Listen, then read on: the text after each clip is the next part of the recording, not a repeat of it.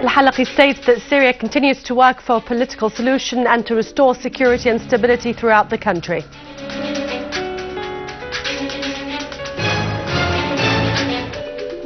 Al-Muallim tells the Indonesian and Lebanese foreign ministers that Syria supports the Geneva conference.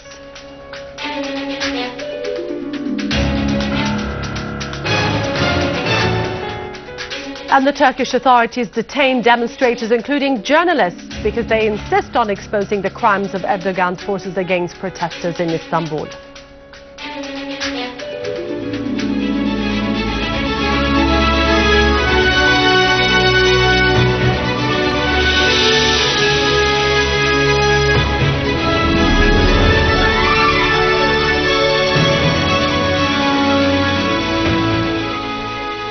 Good afternoon, welcome to our news bulletin. I'm Dania Nizam. Prime Minister Dr. Al-Halaqi renewed his call to those who were involved in carrying arms to hand their weapons and participate in the reconstruction of our homeland. The Prime Minister pointed out in a meeting with the Popular Activities Delegation from Daraa Governorate that Syria is heading to the political process and the return of security and stability on all its lands to practice the political, economical and social life in the united, renewable and democratic Syria as land and people. Premier Al-Halaqi said that the government keenness to meet all the Syrian people's components and from all the provinces and governorates is to reach a joint vision that will enhance the dialogue process and the national unity, as well as to consider the lively and service conditions of the citizens and solve them with the possible means.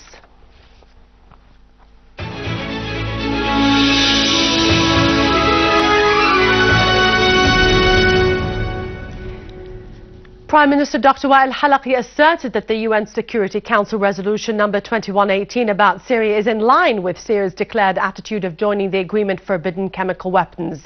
That is why Syria welcomed this resolution.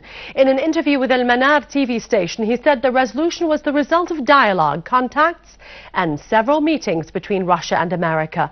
Syria will continue to abide by this resolution and to work for what it has been calling for several years, which is to empty this region of all weapons of mass destruction. Syria will cooperate with the UN because it believes that such weapons would be used only in cases of despair and breakdown. Syria would never reach such cases because it is advancing towards victory. The Foreign Minister Walid al-Muallim asserted that Syria is ready to go to Geneva and to open dialogue with the national opposition. However, Syria will never surrender authority to anybody. In an interview with the Sky News TV station, Mr. al-Muallim said the Geneva conference could set up a political program and work document that would be the subject of popular referendum. The Syrian people are authorized to determine their own future. He stressed that any solution that is rejected by the Syrian people could never be implemented. The ability of the Geneva conference is based on finding a real solution. The Syrian government is ready to hold dialogue with all the opposition parties licensed in Syria.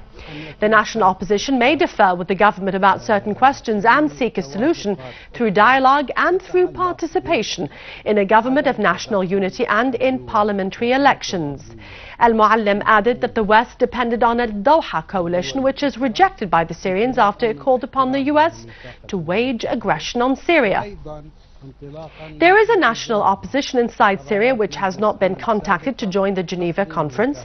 Al-Muallim condemned the party that was formed in Doha to call for attacking its own people. Yet the Americans and their agents consider this party as the only representative of the opposition. Al-Muallim added that the crisis could move towards solution if the US and the other countries that intervene in Syria were to change their intentions and were to support the international agreement that approved the UN Security Resolution 2118. America and its allies should also stop financing and arming the terrorist gangs. He pointed out that the UN mentioned the middle of next November as the time of the Geneva conference. However, it has not given a pinpoint date yet. He said President Assad is Syria's elected leader until the time of the next presidential elections in the middle of next year. Nobody could doubt his legitimacy. He added that Syria joined the agreement forbidding chemical weapons. Regardless of the UN Security Council resolution, Syria is serious about carrying out its commitments to this agreement. Syria hopes that the approval of the said resolution in the Security Council would pave the way of non-interference of the Western countries in the internal affairs of other states. It is unreasonable that the American army should fight terrorism in Afghanistan and support terrorism in Syria. Security Council resolution should open the way of changing the American policy concerning the combat of terrorism in Syria. Mr. Al-Muallim asserted that chemical weapons can be compensated by other deterrent weapons that are not internationally forbidden. Giving up this weapon came after terrorist gangs used chemical weapons. This made the Syrian government consider the danger from the angle of the necessity to protect the Syrian people. The Russian initiative about chemical weapons in Syria was discussed in the 20 summit, where President Putin conveyed it to American President Obama. Russia gave the UN the proof and evidence which Syria offered to show that the terrorists used chemical weapons. However, no UN official had expressed an opinion about this. On the other hand, Mr. Al-Muallim told the Russia Today English TV channel that the crisis in Syria would be solved within a few weeks if the Western countries and their agents in the Gulf stopped their support for the terrorist groups. As long as the US, Europe and some Gulf countries continue to support the terrorist groups, the crisis will continue. In the current session 68 of the UN General Assembly, Foreign Minister Walid Al-Muallim gave his Indonesian counterpart Martin Natlegawa information about the dimension of the plot against Syria. He asserted Syria's support of the Geneva II conference in order to find a political solution for the crisis. The Indonesian Foreign Minister expressed Indonesia's keenness to preserve Syria's security, stability and future. He stressed the depth of relations between the two countries, asserting that Syria's future could only be determined by the Syrian people, away from any foreign intervention. He also welcomed Syria's joining the agreement forbidding chemical weapons. Mr. Al-Muallim also met the Lebanese Foreign Minister Adnan Mansour. They talked about developments in the Arab region and stressed the necessity of finding a political solution for the crisis in Syria. Mr. Mansour affirmed the rejection of any foreign intervention in Syria's internal affairs and the necessity of preserving its security, sovereignty and stability.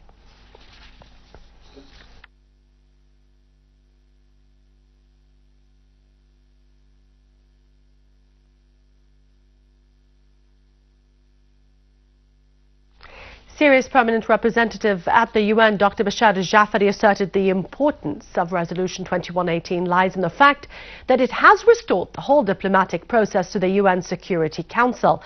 This would prevent any movement outside legitimacy and international unanimity. The resolution came as a step forward towards fixing the situation politically in Syria and enabling the UN Security Council to work according to collective mechanisms to protect world peace and security.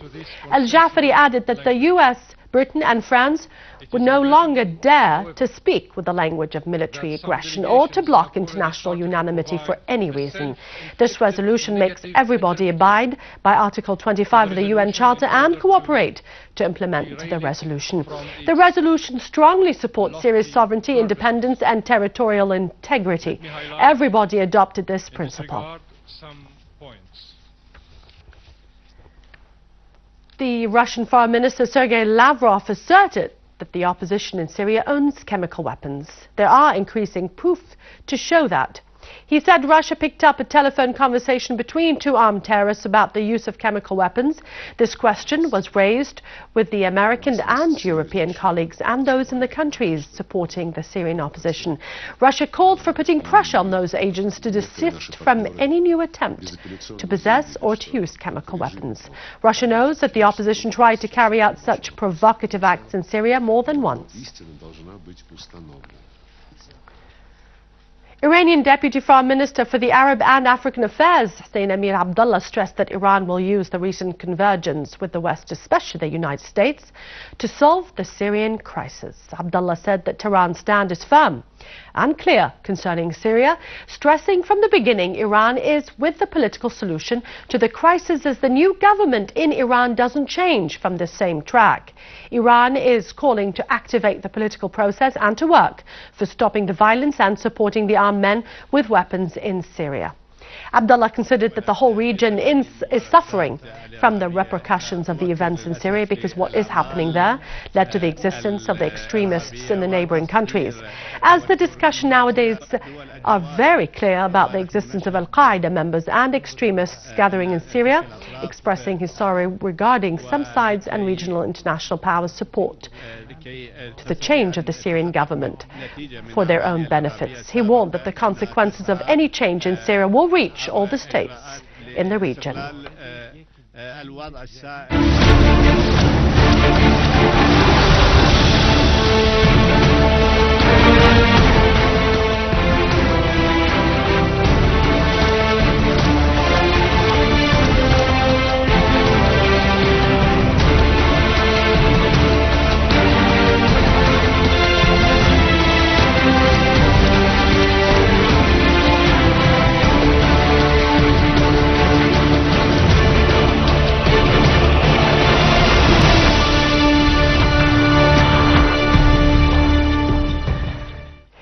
Syrian Arab Army units achieved a great progress at the axes of Qabun, Zamalka and Jobar of Damascus countryside after conducting a number of operations eliminating the terrorist gatherings and destroying their hideouts in the area. Syrian Arab Army units maintained control over an area of 1.5 kilometers of Al-Qabun industrial area towards Zamalka from the side of the southern highway, separating the terrorist groups and cutting off the roads of supplying them with weapons and ammunition on the roads linking between Zamalka, Jobar and Arbin. The source added that a tunnel used by the terrorists was found in Jobar neighborhood, stretching at a length of 150 meters and a height of 1.3 meters, starting from an old traditional house into the graveyard of the neighborhood. Also, a number of 10-meter long tunnels were found under the main street containing anti-tank explosive devices. Their weights range between 30 and 40 kilograms. The source pointed out that different kinds of weapons were also found as they were left by the terrorists who were killed at the hands of Syrian Arab Army soldiers.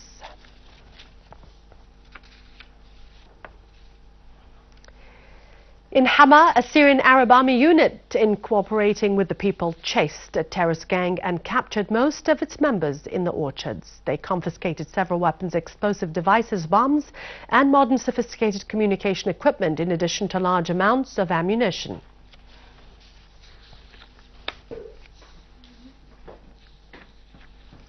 The involvement of Erdogan's government in the terrorist acts in Syria was clear to the whole world.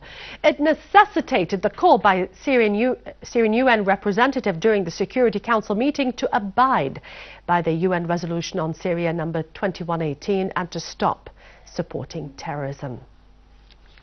The involvement of the Turkish government in supporting terrorist groups who belong to Al-Qaeda is no longer a secret. The Turkish newspaper Yort asserted that Erdogan's government has given the terrorists special vehicles to carry them across the border into Syria in an open way. Those terrorists belong to the so-called Al-Nusra Front. The paper said the vehicles were given to the terrorists on both sides of the borders with Syria, particularly in Al-Rihaniya. The terrorists crossed into Turkey and were seen by everybody. The paper correspondent Omar Odamish warned that this situation paved the way for the terrorist actions. The vehicles smuggle both terrorists and weapons across the border before the eyes of the Turkish soldiers. All states have to abide by this resolution. All states, including those neighboring countries of Syria who are providing haven and supporting the terrorists and the armed groups into my country. So the Turkish government, the Saudi government, the Qatari government, the French government, the American government, the British government are all held accountable in accordance with this resolution. And they should all abide by this provision. Erdogan's police went too far in repelling those who opposed the policies of the Justice and Development Party. Erdogan's forces arrested at least 15 demonstrators, including journalists who were organizing a rally to read a press release that discloses by evidence and documents the crimes committed by Erdogan's forces, who killed several demonstrators since the start of the protests at Taksim Square. Challenging the police of Justice and Development Party, hundreds of demonstrators gathered at Taksim Square, a thing which raised concern of the police, who retaliated by different means of repression in a desperate way in order to silence the voices of demonstrators. Clashes escalated between demonstrators and police, who blocked the roads leading to the square and imposed heavy security measures in and out of Gezi Park.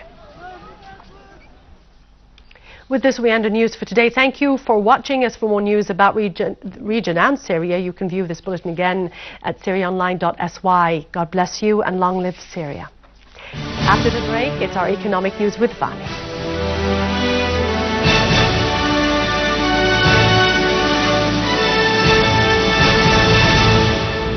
Good afternoon. The General Director of the Real Estate Bank said that the bank developed plans which have been accepted by the authorities. This contributed in raising the bank's cash by 13% after it decreased by 8% due to the current circumstances. The normal average of cash in any bank should be not less than that. Moreover, the bank will resume granting all loans that have stopped at the end of 2012.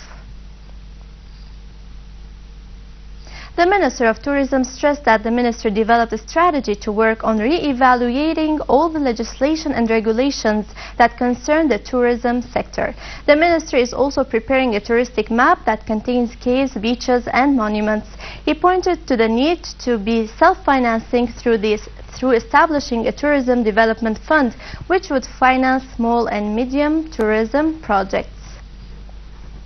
The Central Bank of Syria announced that the Syrian pound regained its strength gradually against the foreign currencies, with the crisis easing in Syria. The bank asserted that it continues its campaign to control the black market.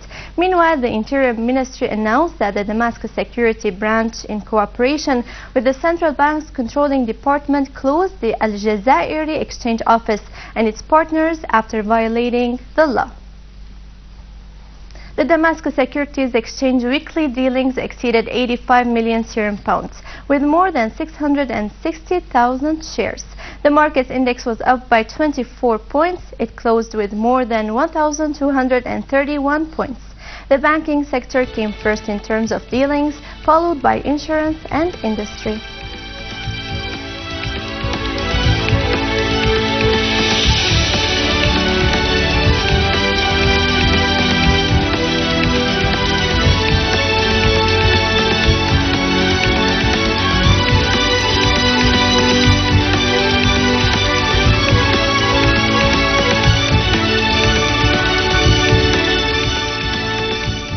And now over to the exchange rates according to the bulletin of the Central Bank of Syria.